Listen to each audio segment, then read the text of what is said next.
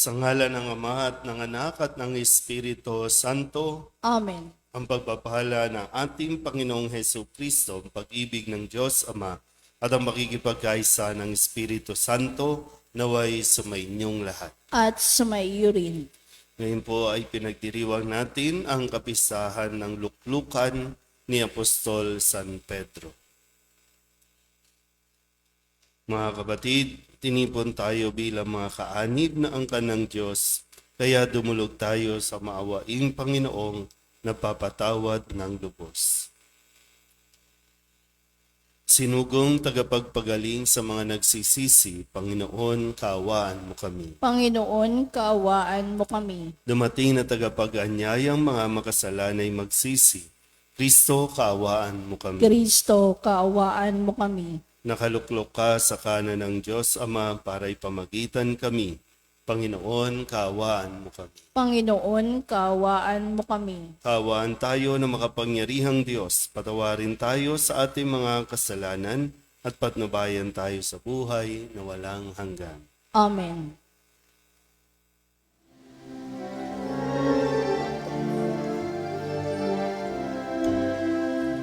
Luwalhati sa Diyos sa kaitaasan, kaloob sa lupa ay kapayapaan.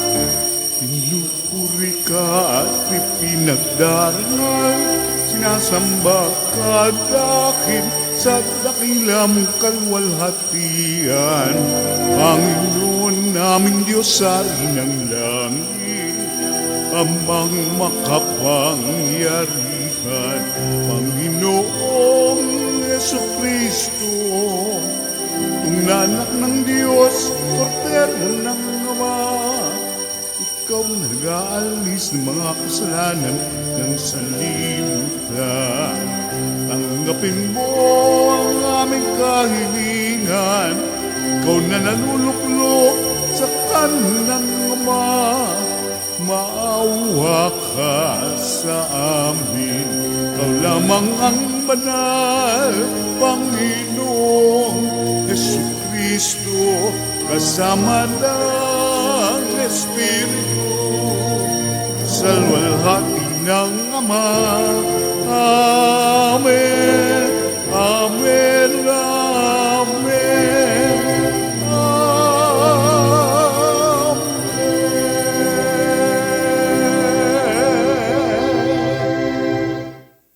Manalangin tayo. Ama naming makapangyarihan, ipinakikiusap naming wag mong ipahintulot na madaig na anumang mabigat na pagsubok. Kaming naninindigan sa ibabaw ng batong si Apostol San Pedro, na sumampalatayang matapat sa iyong anak na si Hesus Kristo, na aming tagapamagitan kasama ng Espiritu Santo magpasawalang hanggan. Amen. Umupo ang lahat.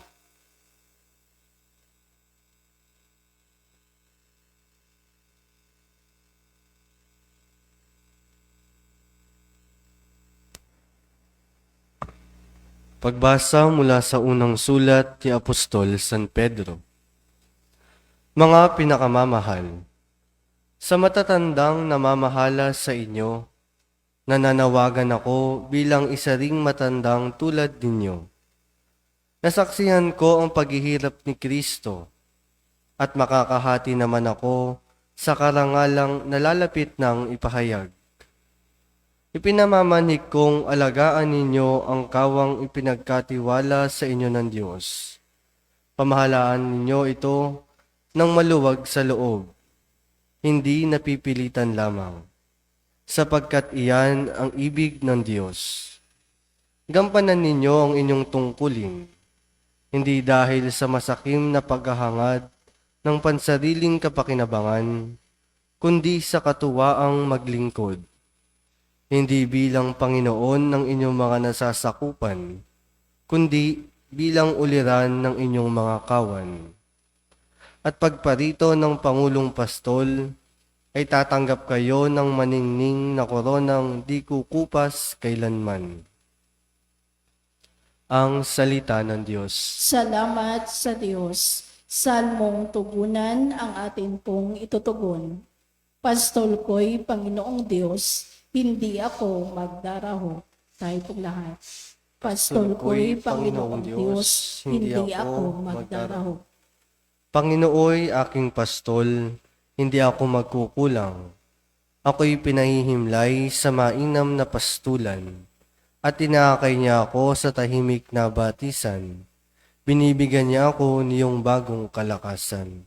Tugon. Pastol ko'y Panginoong Diyos, hindi ako magdaraho. At sang-ayon sa pangako na kanyang binitiwan, sa matuwid na landasi doon ako inaakay. Kahit na ang daang iyo'y tumatahak sa kadimlan, hindi ako matatakot pagkat ika'y kaagapay. Ang tugkod mo at pamalo, ang gabay ko at sanggalang. Tugon. Pastol ko'y Panginoong Diyos, hindi ako magdaraho. Sa harapan ng lingkod mo, ikaw ay may handang dulang. Ito'y iyong ginagawang nakikita ng kaaway. Nalulugod ka sa akin na ulo ko ay langisan, at pati na ang kalis ko ay iyong pinaapaw. Tugon. Pastol ko'y Panginoong Diyos, hindi ako magdaraho. Tunay na ang pag-ibig mo at ang iyong kabutihan, sa akit tatagdayin habang ako'y nabubuhay. Doon ako sa templo mo lalagi at mananahan. Tugon. Pastol ko'y Panginoong Diyos, hindi ako magdaraho. Tumayo ang lahat.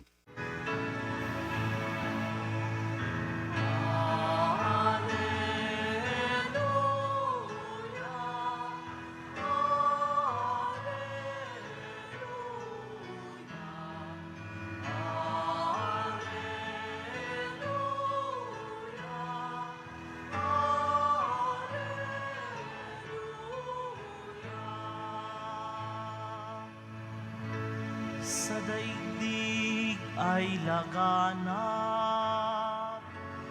liwanag na sumisikat, salitang buhay ng lahat. Alleluia, Alleluia.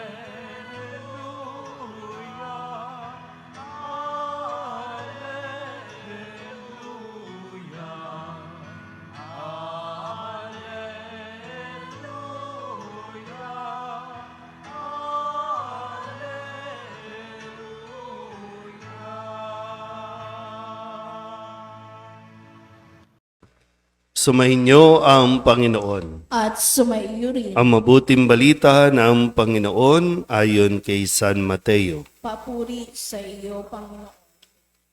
Noong panahong iyon, dumating si Jesus sa lupain ng Cesarea ng Filipos. Tinanong niya ang kanyang mga alagad, "Sino raw ang anak ng tao ayon sa mga tao?" At sumagot sila, "Ang sabi po ng ilan ay si Juan Bautista kayo. Sabi naman ng iba, si Elias kayo. At may nagsasabi pang, si Jeremias kayo o isa sa mga propeta. Kayo naman, ano ang sabi ninyo? Sino ako?" Tanong niya sa kanila. Sumagot si Simon Pedro, "Kayo po ang Kristo, ang anak ng Diyos na buhay." Sinabi sa kanya ni Jesus, "Mapalad ka, Simon, anak ni Jonas, sapagkat ang katotohanan ito'y hindi inihayag sa iyo ng sino mang tao, kundi ng aking amang nasa langit. At sinasabi ko naman sa iyo, ikaw ay Pedro, at sa ibabaw ng batong ito ay itatayo ko ang aking simbahan, at hindi makapananaig sa kanya kahit ang kapangyarihan ng kamatayan. Ibibigay ko sa iyo ang mga susi ng kaharian ng langit. Ang ipagbawal mo sa lupa ay ipagbabawal sa langit, at ang ipahintulot mo sa lupa ay ipahihintulot sa langit." Ang mabuting balita ng Panginoon. Pinupuri ka namin, Panginoong Jesucristo. Isang magandang umaga po sa inyong lahat. Ngayon ay kapisahan ng luklukan ni Apostol San Pedro. Yung luklukan o the chair of Saint Peter. Sa ating pong Ebanghelyo, narinig natin ang panimula ng pagtatalaga kay Pedro bilang leader ng simbahan na itinatag ni Jesus. Ito yung isa sa mga naririnig natin o dapat nating isinasagot. Sino ang nagtatag ng ating simbahan? Karamihan, yung mga simbahan na naririnig natin, may mga pangalan at ina-acknowledge ito sa mga tao.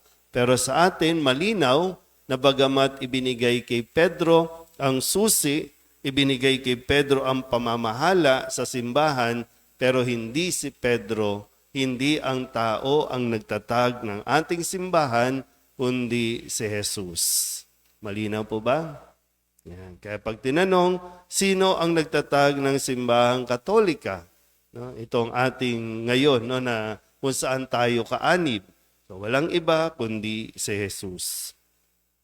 At sa ating pong Ebanghelyo, narinig pa rin natin na ang pagkilala ni Pedro kay Jesus ay isa ring, kumbaga, nangangahulugan na ito ay may kaakibat na responsibilidad. Kaya nga tinanong ni Jesus itong mga alagad, sino ako ayon sa mga tao? At ngayon, sino ako para sa inyo? Kayo na madalas kong nakakasama, araw-gabi, nakakasamang kumain, ano ang pagtingin ninyo sa akin? Kailangan yung mas malinaw, yung mas malalim, yung mas personal. Kaya nga ipinahayag ni Pedro, ikaw po ang Kristo. At sinabi ni Jesus na dahil sa ipinagkaloob ng Ama na siya ay makilala. Kaya ito na po, ang ating ipinagdiriwang ngayon. Si San Pedro, yung kanya pong, yung luklukan na nagre-represent na kanya pong katungkulan sa simbahan. Si San Pedro ang pinakauna na tinatawag nating Santo Papa. Ipinasa ang katungkulang ito hanggang sa panahon natin ngayon na si Saint Francis na kumakatawan sa buong simbahan. Kaya kapag siya po ay nakaluklok doon sa katedral, doon sa katedra, yung chair, ay tinuturing natin na hindi ito magkakamali, yung tinatawag na infallible. Na anuman ang kanyang ipahayag, ito ay sa tulong ng Espiritu Santo. Ang panawagan sa atin, tayo na mga miyembro ng simbahan ay makiisa. Sa history o sa kwento ng ating simbahan, may mga taong na dumarating sa punto na humihiwalay sa ating simbahan dahil ayaw nilang pasakop sa pamamahala ng Santo Papa. At kapag ayaw ng mamahala o ayaw pasakop, bumubuo ng sariling simbahan. Ganon ang nangyayari, ganon ang nagiging kwento ng atin pong simbahan. Kaya ngayon panawagan mismo ni San Pedro sa ating unang pagbasa na sa mga pinagkakatiwalaan na mamahala sa simbahan, ang kanyang pakiusap ay alagaan ng mabuti ang kawang ipinagkakatiwala ng Diyos sa kanila. Pamahalaan nito ng maluwag sa loob at hindi napipilitan lamang. Isang katungkulan na mabigat na responsibilidad. Kaya nga patuloy natin na ipagdasal ang ating Santo Papa. Tao rin yan, tao pa rin yan. Na kailangan ng suporta, kailangan ng lalo tigit ng dasal dahil hindi madali ang pamamahala sa buong simbahan. Napakalaki. Kung kaya't ang Santo Papa ay nagtalaga din ng mga tinatawag nating obispo sa bawat lugar o sa bawat bansa para mas madali na mapamahalaan, maging katuwang. Ang mga obispo ay nagiging katuwang ng Santo Papa. At kapag dating naman sa bawat bansa, sa bawat diocese o archdiocese, nagtatalaga ng ang Santo Papa ng obispo at ang obispo naman ay nagtatalaga ng mga pari sa mga parokya. So, ganyan yung nagiging daloy natin. No?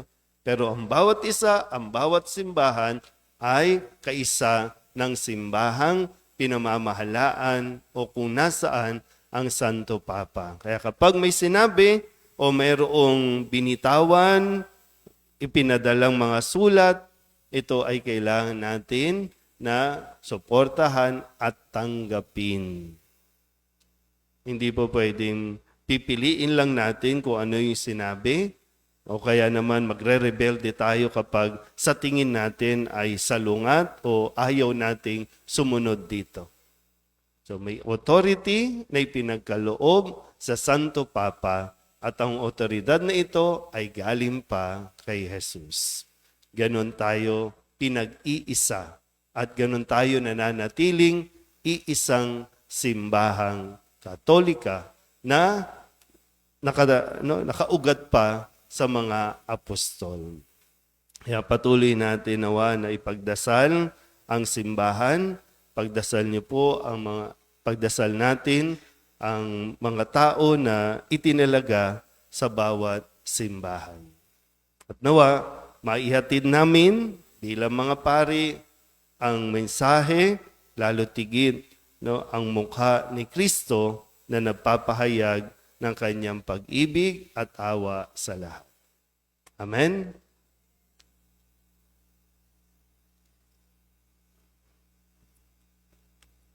Ama naming Diyos, sa iyong pangangalaga sa mundo, pinili mo si San Pedro bilang pinuno ng mga apostol at ulo ng simbahan. Taglay ang tapat na pagtitiwala sa iyo. Nananalangin kami bilang isang pamayanang may pananampalataya sa pamumuno ng kahalili ni San Pedro. Ang ating pong itutugon, basbasan mo ang iyong simbahan o Panginoon. Basbasan mo ang iyong simbahan, O Panginoon. Ang ating Santo Papa Francisco, ang kahalili ni Pedro, naway gamitin ang kanyang kapangyarihan sa diwa ng paglilingkod. Manalangin tayo sa Panginoon. Basbasan mo ang iyong simbahan, O Panginoon. Ang Santo Papa, mga obispo, mga naglilingkod bilang mga diplomatiko ng tanggapan ng Santo Papa, naway maging mabibisang tagapaghatid ng pagkakaisa sa mundo. Manalangin tayo sa Panginoon. Basbasan mo ang iyong simbahan, O Panginoon. Ang mga pari at mga mananampalatayang laiko, naway maging matatag sa kanilang pananampalataya at masunurin sa mga tagapagturo ng simbahan. Manalangin tayo sa Panginoon. Basbasan mo ang iyong simbahan, O Panginoon. Ang mga may sakit, naway makatagpo ng kagalingan sa pamamagitan ng ministeryo ng simbahan. Manalangin tayo sa Panginoon. Basbasan mo ang iyong simbahan, O Panginoon. Ang mga tapat sa Diyos na namayapa, naway makasama ng mga banal sa langit. Manalangin tayo sa Panginoon. Basbasan mo ang iyong simbahan, O Panginoon. Dalog din natin sa Panginoon ang ating mga personal na kahilingan at mga panalangin para sa ating mga pamilya. Kasama din ang mga kahilingan ng mga nanonood sa online. Lahat ng mga misang pasasalamat, special na intensyon, mga agarang paggaling ng mga may sakit at ang lahat ng mga kaluluwa na inihiling na ipagdasal sa misang ito.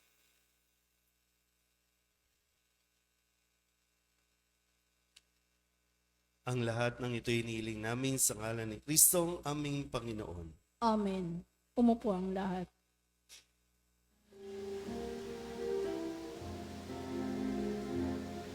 Buksan ng aming puso, turuan mong magalam sa bawat pagkukuro, lahat ay makayakap. Buksan ng aming isip, Ingatan ng liwanag ng kusang matangkilik tungkuling nabanat. Buksan ng aming palad, sarili maialay. Tulungan mong ihanap kami ng bagong malay. Manalangin kayo mga kapatid upang paghahain natin ay kalugdan ng Diyos amang makapangyarihan. Tanggapin nawa ng Panginoon itong paghahain sa iyong mga kamay, sa kapurihan niya at karangalan sa ating kapakinabangan at sa buong sambayanan niyang banal. Ama naming lumikha, paunlakan mo ang pagdulog ng simbahang naghahain at dumadalangin upang sa pagtataguyod ni San Pedro bilang pastol, kami makarating sa iyong pamanang walang maliw, na siyang hantungan ng pananampalatayang itinuro niya sa amin sa pamamagitan ni Jesucristo, kasama ng Espiritu Santo, magpasawalang hanggan. Amen. Sumainyo ang Panginoon. At sumaiyo rin. Itaas sa Diyos ang inyong puso at diwa. Itinaas na namin sa Panginoon. Pasalamatan natin ang Panginoong ating Diyos. Marapat na siya ay pasalamatan. Ama naming makapangyarihan, tunay ngang marapat na ikaw ay aming pasalamatan. Ikaw ang pastol na laging pumapatnubay sa mga kabilang sa nililingap mong kawan. Ito ang ginanap na pananagutan ng giling mong anak at pastol ng tanan. Ang mga apostol ay kanyang mga katuwang sa pagiging pastol na patnubay ng sambayanan. Kaya kaysa ng mga anghel nagsisiawit ng papuri sa iyo na walang humpay sa kalangitan, kami nagbubunyi sa iyong kadakilaan.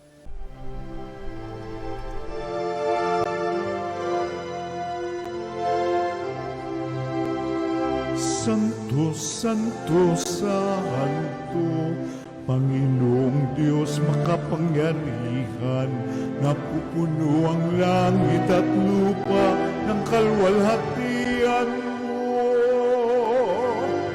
Hosana sa kaitaasan,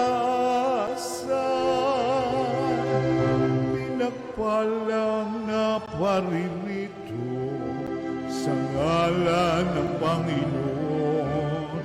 Hosana sa kaitaasan.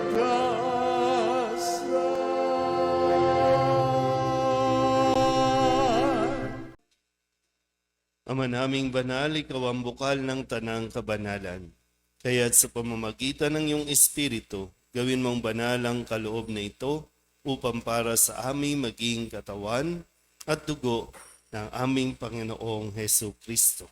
Bago niya pinagtiis ang kusang loob na maging handog, hinawakan niya ang tinapay, pinasalamatan kaniya, pinaghati-hati niya iyon, iniabot sa kanyang mga alagad at sinabi, "Tanggapin ninyong lahat ito at kanin, ito ang aking katawan na ihahandog para sa inyo."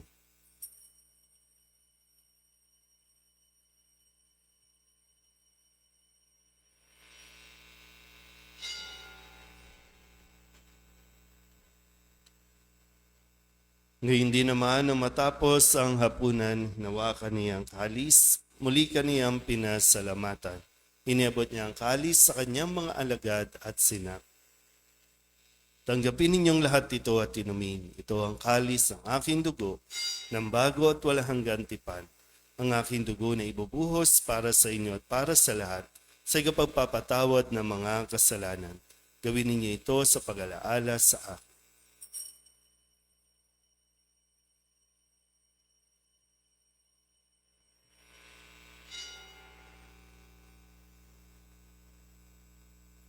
Ipagbunyi natin ang misteryo ng pananampalataya. Si Kristo'y namatay, si Kristo'y nabuhay, si Kristo'y babalik sa wakas ng panahon. Ang mga ginagawa namin ngayon ang pag-alaala sa pagkamatay at muling pagkabuhay ng iyong anak, Kaya tiniaalay namin sa iyo ang tinapay na nagbibigay buhay at ang kalis na nagkakaloob ng kaligtasan. Kami napapasalamat dahil kami iyong minarapat na tumayo sa harap mo para maglingkod sa iyo. Isinasamo namin kami magsasalo-salo sa katawan at dugo ni Kristo ay mabuklod sa pagkakaisa sa pamamagitan ng Espiritu Santo. Ama, lingapin mo ang iyong simbahang laganap sa buong daigdig. Puspusin mo kami sa pag-ibig kay San Francisco na aming Papa at ni Jose na aming Obispo at ng Tanang Kaparian. Alalahanin mo rin ang mga kapatid naming nahimlay na may pag-asang sila'y muling mabubuhay, gayon din ang lahat ng mga pumanaw.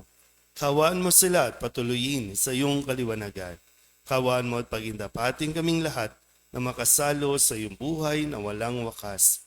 Kaysa na mahal na Birhen Maria na ina ng Diyos, ng kabiyak ng puso niyang si San Jose, kaysa ng mga apostol at ng lahat ng mga banal na namuhay dito sa daigdig ng kalugod-lugod sa iyo, may pagdiwang nawa namin ng pagpupuri sa ikararangal mo sa pamamagitan ng iyong anak na aming Panginoong Hesu Kristo.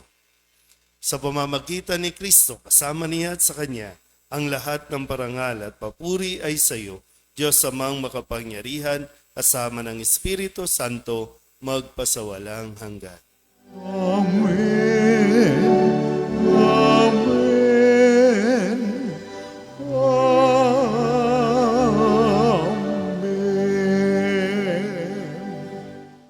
Sa tagubili ng mga nakagagaling na utos at turo ni Jesus sa Panginoon natin na Diyos, ipahayag natin ang lakas loob.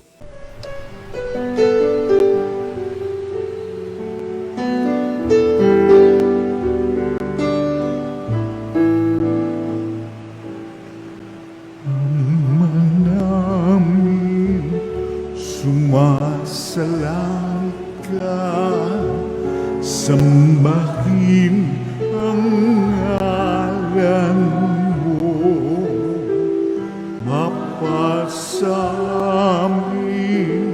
ang kaharian mo, sundin ang loob mo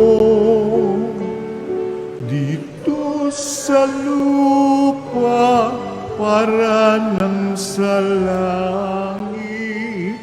Bigyan mo po kami ngayon ng aming kakanin sa araw-araw at patawarin mo kami sa aming mga sala para ng pagpapatawan namin sa nagkakasala sa amin. At huwag mo kaming ibang dulot sa tukso, at yadya mo kami sa lahat ng masama. Hinihiling namin kami iadya sa lahat ng masama, pagkalooban ng kapayapaan araw-araw, iligtas sa kasalanan at ilayo sa lahat ng kapahamakan, samantalang aming pinananabikan ang dakilang araw ng pagpapahayag ng tagapagligtas naming sa Yesu Kristo. Sapagkat iyo ang kaharian at ang kapangyarihan at ang kapurihan magpakailanman. Amen. Panginoong Hesu Kristo, sinabi mo sa iyong mga apostol, kapayapaan ang iniiwan ko sa inyo, ang aking kapayapaan ang binibigay ko sa inyo. Tunghayan mo ang aming pananampalataya at huwag ang aming mga pagkakasala. Pagkalooban mo kami ng kapayapaan at pagkakaisa ayon sa iyong kalooban, kasama ng Espiritu Santo, magpasawalang hanggan. Amen. Ang kapayapaan ng Panginoon ay laging sumainyo. At sumaiyo Mabigayan rin. po tayo ng kapayapaan sa isa't isa.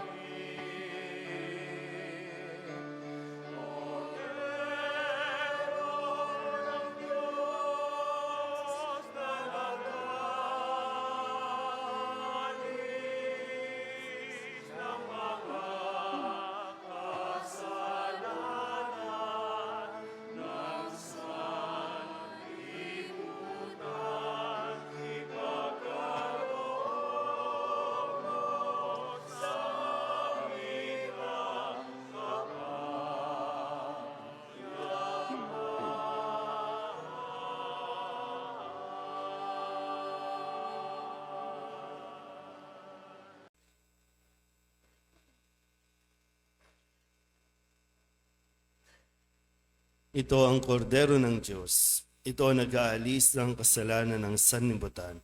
Mapalad ang mga inaanyayahan sa kanyang piging. Panginoon, hindi ako karapat-dapat na magpatuloy sa iyo, ngunit sa isang salita mo lamang ay gagaling na ako. Katawan ni Kristo. Amen.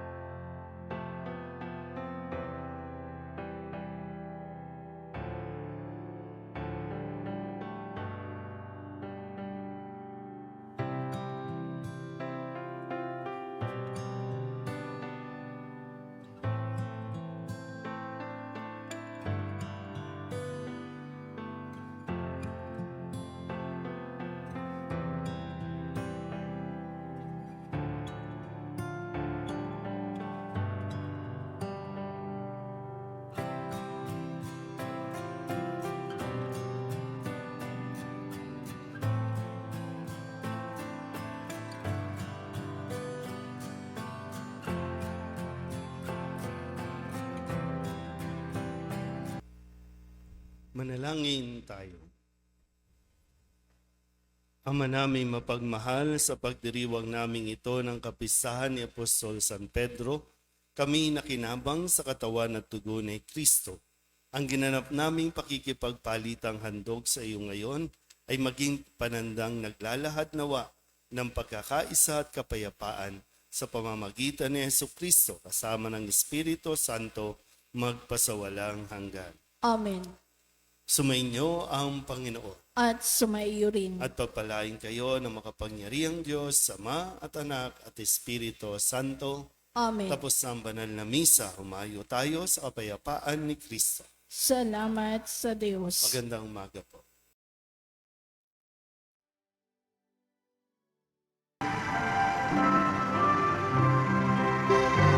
Nuestro Padre Jesus Nazareno, sinasamba ka namin, pinipintungo ka namin, aral mo ang aming buhay at kaligtasan. Nuestro Padre Jesus Nazareno, iligtas mo kami sa kasalanan. Ang krus mong kinamatayan ay sagisag ng aming kaligtasan. Nuestro Padre Jesus Nazareno, dinarangal ka na amin. Nuestro Padre Jesus Nazareno, nilulwalhati ka namin. Nuestro Padre Jesus Nazareno, dinarangal ka na amin.